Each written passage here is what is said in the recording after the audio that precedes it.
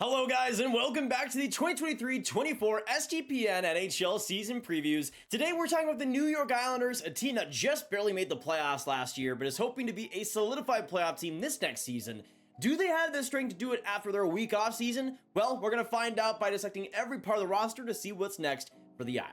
But first, we have to shout out today's sponsor in Sports Interaction. Get in on the action and make your bet with Sports Interaction. The MLB is heading towards the close of the regular season, so a lot of close games bet on here, but you can bet before the game or live in and play with all your favorite teams. Head to sportsinteraction.com/SDPN or download the app to get started. 19 plus, and please play responsibly. Now, this New York Islanders team is kind of in that weird area right now, the NHL, especially in that Metro, which is already in a weird area right now. They made the playoffs last season, just barely, and of course, some of that was because of the trade deadline acquisitions of players like Bo Horvat and Pierre Engvall. They'll have those players ready to go for the entire season, which will definitely help them, but they also, of course, have players they've re-signed like Sorokin, like Mayfield, that have these long-term extensions that they didn't have to lose over these next couple of years, and that is huge for them. But besides those big contract extensions, there wasn't a lot that happened for the Islanders this offseason. Their big offseason addition was Carson Kuhlman, who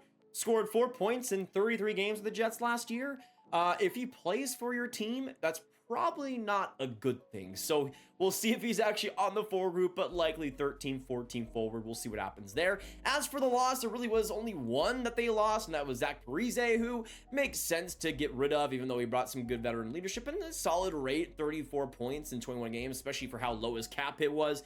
You might as well, but his loss isn't going to really be detrimental or anything. There are additions, there's subtractions. Probably out of all NHL teams, probably the least consequential out of them all. But also, what do we expect from Lou Lamoriello? This is Lou Lamoriello we're talking about. Of course he had the least consequential offseason. This is Lou Lamoriello we're talking about here. Now, even though there wasn't a lot of offseason additions, there is a plethora of players to watch for the Islanders this next year. The first one in the forward that comes to mind is Pierre Engvall, who of course they acquired from the Leafs last year's trade deadline. But for the Islanders in the regular season was pretty great for them. In 18 games, got 5 goals, 4 assists, 9 points.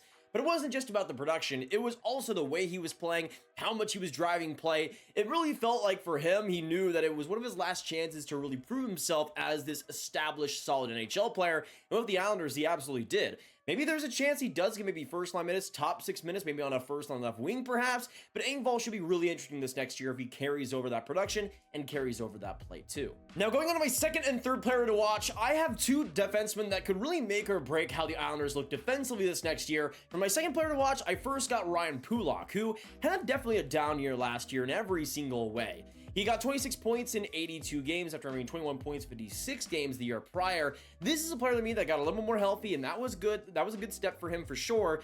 But defensively, the way he was pushing play offensively, it was just a little bit lackluster for him, especially with what we saw in 2022. Getting back to that established top pair defenseman level will definitely be huge for him. As for my third player to watch, I have another player that was disappointing this last year in Noah Dobson, who in 2022 took major strides, got 51 points in 80 games. This last year was around the same level of production with 49 points in 78 games, but defensively was making big errors. Errors that you don't want to see out of NHLD. And although the production will still be there for sure, I want to see him get a little bit more well-rounded at the next level. That is a huge step in his career, and I do think he has the talent to do it. He's still extraordinarily young, turning 24 this January. Now let's go through, grade the forwards, defense, goaltending. We're starting out here with the forward group, and it's definitely the weakest part of this roster for me. Now you will have, again, players like Bo Horvat and Pierre Engvall being there for the full season, and that is huge. And I do like the depth in players like Pajot being your third line center, players like Hudson Fasching, really love him and what he was able to do with the Islanders in that second half. Another interesting player to watch, but a lot of older players like Lee and Palmieri and players on that fourth line like Martin and Clutterbuck, where you really don't know the value there. Hopefully we'll see Barzal have a better season. Hopefully we'll see Bo Horvat have a little more production in a full season with the Islanders, but it's just kind of a fine forward group. I give them a C+. It's not going to blow you away by any means, and was their biggest weakness, especially in the playoffs last year. Now going on to the defense, which definitely did have a down year last year, but I still believe in the names here. Sebastian Aho was really solid last season. Of course, Islander Sebastian Aho was actually pretty solid defensively. Adam Pelech still being one of the best defensemen in the NHL. Hopefully we see Pulock and Dobson rebound in a big way. It's the same thing a little bit with Scott Mayfield and Alexander Romanov giving some good physical play. I think it's a pretty underrated D-core, honestly. I gave them a D+. next year, if how many players I think will rebound, it'll look pretty good. And next up, going on to the goaltending, you have Ilya Sorokin, who has a case to be made as one of the best, if not the best goaltender in the NHL right now. You also got Jacob Skarek as the backup, who could be decent in that role. I give the goaltending an A+, just with how high I am on Ilya Sorokin. He really does carry everything. He carried the Islanders last year into a playoff spot. Could happen again. But just like a few other teams, the goaltending leads us on to the biggest question mark. And for me, it's will Sorokin repeat as an MVP-like player? He was unbelievable last season. Should have won the Vezina Trophy. I'm sorry. I don't care about save percentage. I mean, so many on the Islanders just had a brutal year last year, and Sorokin carried them every single step of the way.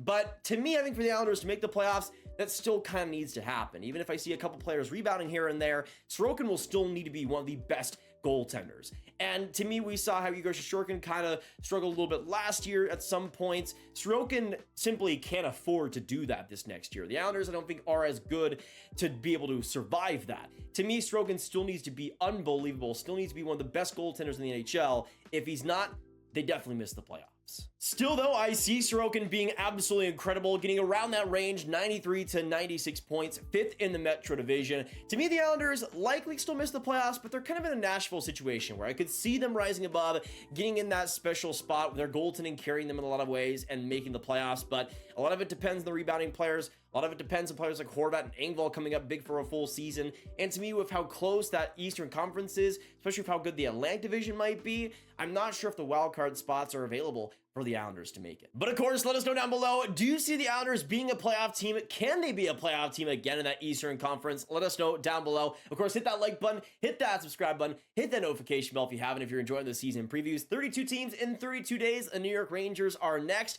Of course, make sure you share the video with all the hockey fans, all the Islanders fans you guys know online. Get the predictions out to them, and we will see you in the next one. Have a great day, y'all. Drink some water if you haven't already, and goodbye.